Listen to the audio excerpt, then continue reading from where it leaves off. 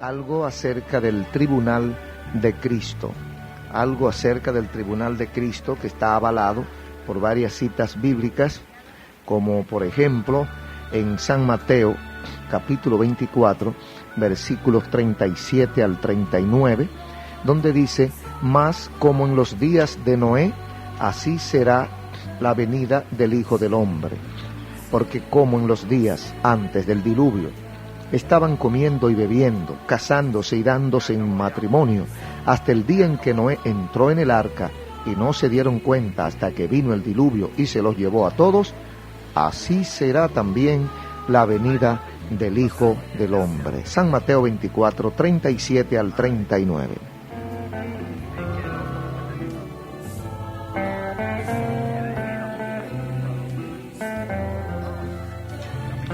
Amigos y hermanos, desde los días de los apóstoles, los cristianos en todo el mundo hemos creído y enseñado que la iglesia cuerpo de Cristo, compuesto por todos los creyentes en el Señor Jesús, esta iglesia será arrebatada para estar con el Señor en el aire antes que el día de lo que llamamos el día de la gran tribulación o de grandes tribulaciones o el día de juicios sea proclamado en el mundo.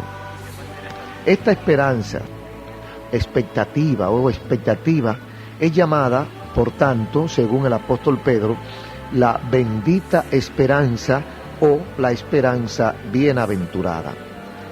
Después que la iglesia, cuerpo de Cristo, asamblea de creyentes, la iglesia, la comunidad de hombres y mujeres que obedece la palabra de Dios a través del mundo y a través de la historia, después que este cuerpo llamado iglesia haya sido arrebatado, el día del Señor grande y terrible será proclamado y durará aproximadamente 7 años. Eso es lo que se desprende de las enseñanzas bíblicas desde los profetas como Daniel para acá. Tan intensa será la destrucción que, de no ser por la personal intervención, la directa intervención de Dios, de manera súbita y por el retorno de Jesucristo, toda vida perecería en este planeta cuando haya esta descomposición cósmica y este choque. Un choque cósmico sería algo irresistible desde el inicio por la raza humana. O no por la raza humana, por toda vida, hasta las plantas desaparecerán. Los creyentes de la iglesia primitiva, como los de todas las épocas, han estado o hemos estado en una constante expectativa del retorno inminente del Señor Jesucristo. Hemos creído que la segunda venida del Señor puede ocurrir en cualquier momento, y eso lo creyeron también los primitivos discípulos del Señor.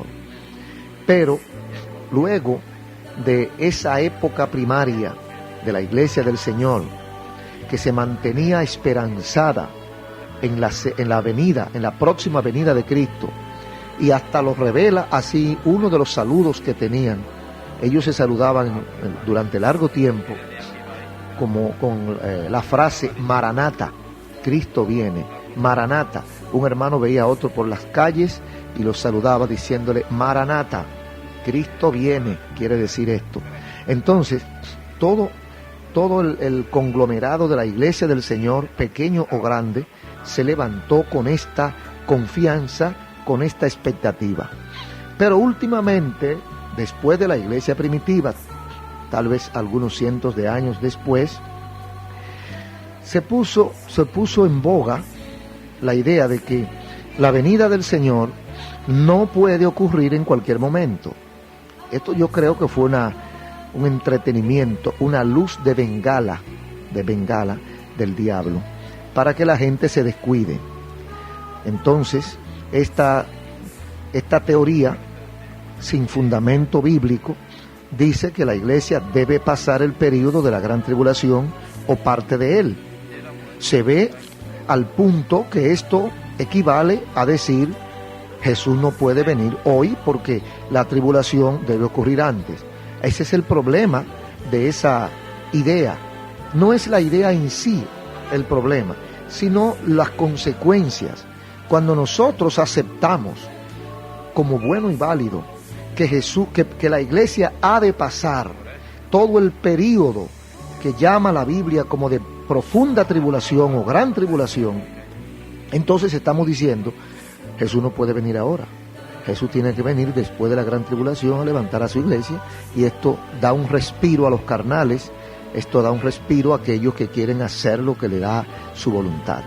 Esto constituye una negación rotunda del inminente retorno de Jesucristo, que no fue lo que enseñó Jesús, ni fue tampoco lo que enseñaron los apóstoles. Es decir, esta idea concluye diciendo, Jesús no puede venir hoy.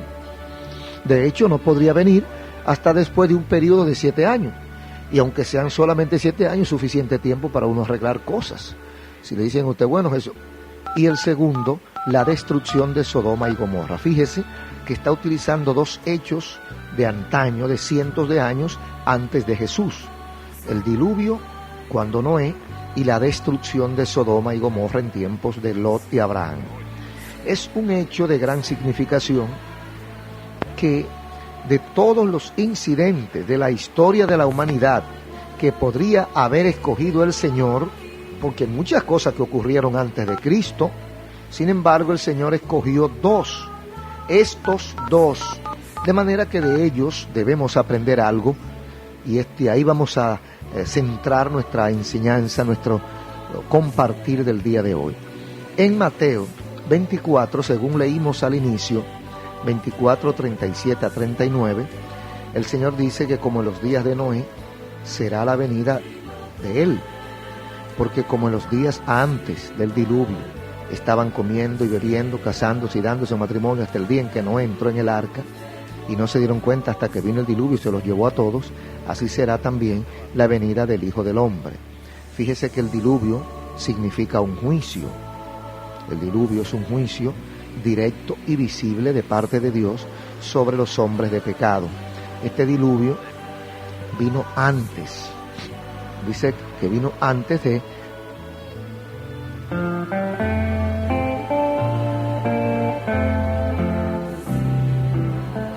este diluvio vino como juicio de Dios, y antes de que este diluvio, que era la encarnación del juicio de Dios para ese tiempo, hubo la oportunidad, hubo el caso de Noé, hubo el arca de Noé.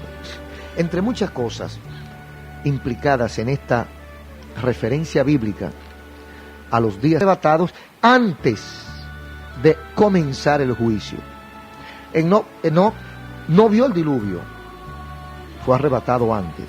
Habrá gente que será arrebatada antes del juicio. Esto es una interpretación muy práctica, muy fácil y enseñada por Jesús.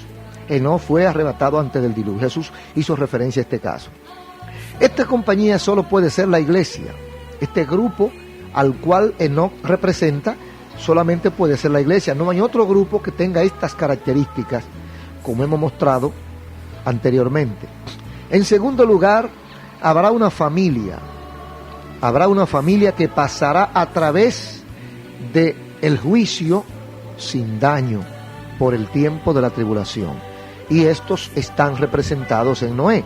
Es decir, que habrán los Noés, vamos a decirlo así, habrán los Noés, es decir, los que pasarán a través de este tiempo de juicio y no sufrirán ningún tipo de daño. ¿Quién es este grupo?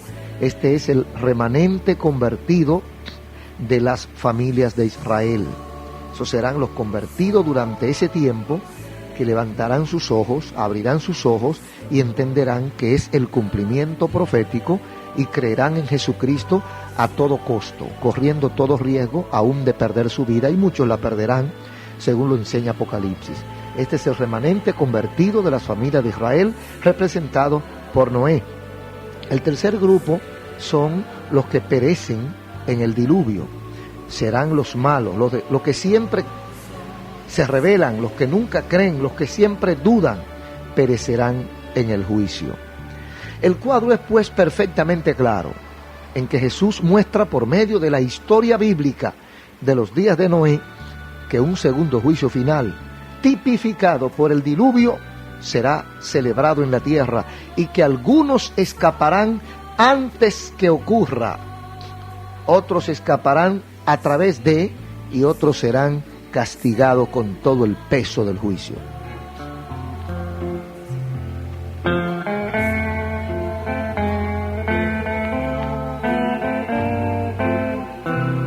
Aleluya, qué bueno.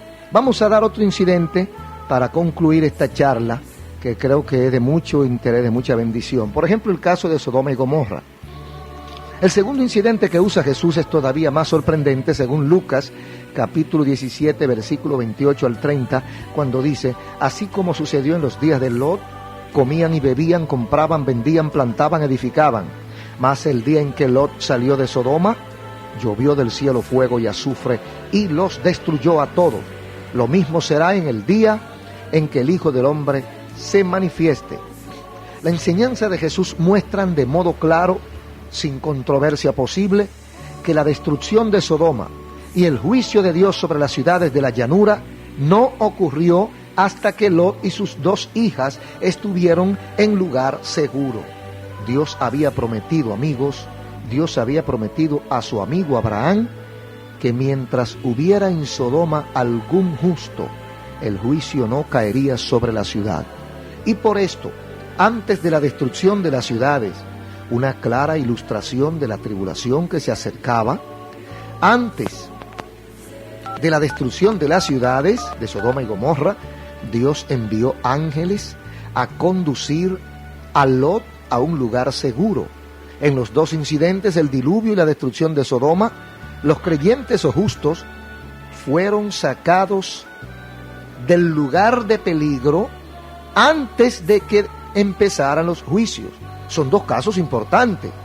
Sodoma y Gomorra es un caso y el diluvio es otro caso. No solo fue salvado Enoc, el que andaba con Dios y temía a Dios, también fue salvado Lot, el mundano y contemporizador. Lot, el que estaba aferrado a los bienes de la tierra y no quería salir de Sodoma, y tuvieron que sacarlo por la fuerza a los ángeles. Sin duda, Lot no andaba con Dios, pero por la promesa hecha a Abraham, Dios salvó a Lot. Son dos grupos de creyentes. ¿Por qué los dos incidentes son mencionados por Jesucristo? Ahora debemos preguntarnos por qué debía usar el Señor solo estos dos incidentes para ilustrar las condiciones anteriores a su segunda venida. ¿No fue para mostrar que los creyentes serán librados de la ira de la tribulación? Yo creo que sí. El piadoso Enoc y el mundano Lot están incluidos entre aquellos que serán quitados antes que caiga el juicio. Los dos eran creyentes. Enoc, un creyente espiritual. Lot, un creyente no muy espiritual, pero creyente al fin. Pero con todo, había creído en el Señor. Leemos claramente en 2 Pedro 2 que Lot era un hombre justo, disconforme con la vida sucia de Sodoma. Aunque no era muy espiritual, pero no se ensució con la vida sucia o con la vida mala de Sodoma. Enoc, por tanto, representa al cristiano espiritual, mientras que Lot representa al cristiano un poco frío, pero cristiano. Y los dos fueron quitados del lugar de la ira de Dios. La Biblia no enseña nada de un arrebatamiento parcial. Por tanto, así como no indica un arrebatamiento después de la tribulación, nosotros tenemos que entender que Cristo Jesús, tal como Él lo promete, levantará su iglesia antes de que comiencen los pesados juicios, los grandes juicios determinados ya sobre el mundo. Hay una puerta, la puerta es Jesucristo. Hay una vía de escape, el escape es creer en Jesucristo. Nosotros no tenemos alternativa, no tenemos otro camino para salvarnos. Hay mucha gente que ha estado jugando con estas verdades. Amigos, las cosas que están escritas en la palabra de Dios son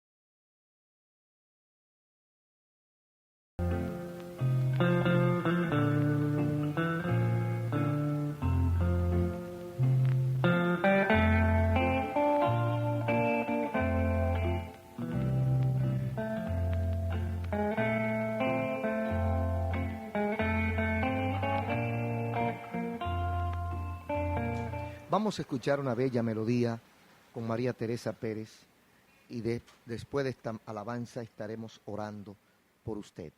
Vamos a orar para que usted reciba a Cristo como Salvador o por algún problema difícil que usted quiera presentar al Señor.